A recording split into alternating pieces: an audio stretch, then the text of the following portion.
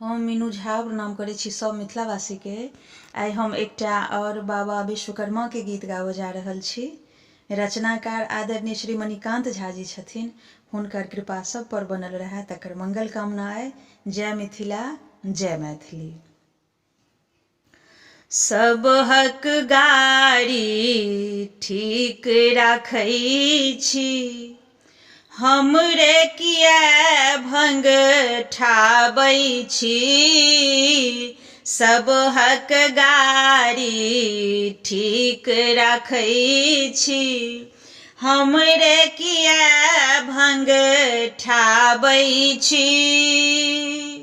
हमरे किया भंग ठाबै छी बाबा, हमरे किया भंग ठाबै छी। सबहक गाड़ी ठीक राखै छी, हमरे किया भंग ठाबै छी। रैन दिवस हम अहीं के पूजलहुँ, कैलहुँ खूब सेवा पूजा। रैन दिवस हम अहीं के पूजलहुँ, कैलहुँ खूब सेवा पूजा। तदपि ने बाबा अहाँ सुनलियै, बेर बेर ओझराबै छी। सबहक गाड़ी ठीक राखै छी, हमरे किया भंग ठाबै छी। अहीं के इशारा पर सब चले, स्टेरिंग चक्का बरिंग। अहीं के इशारा पर सब चले, स्टेरिंग चक्का बरिंग।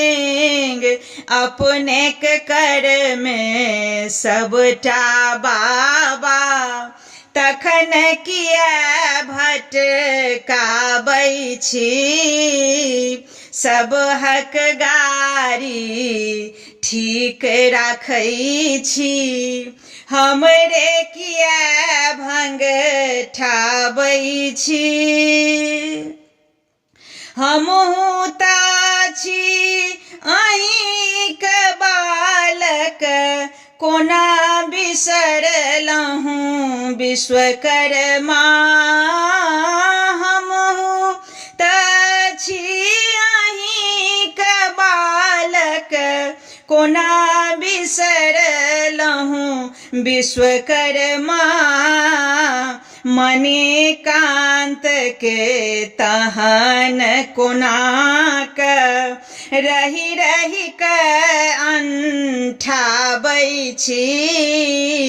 सबहक गाड़ी ठीक राखै छी, हमरे किया भंग ठाबै छी। सबहक गाड़ी ठीक राखै छी, हमरे किया भंग ठाबै छी।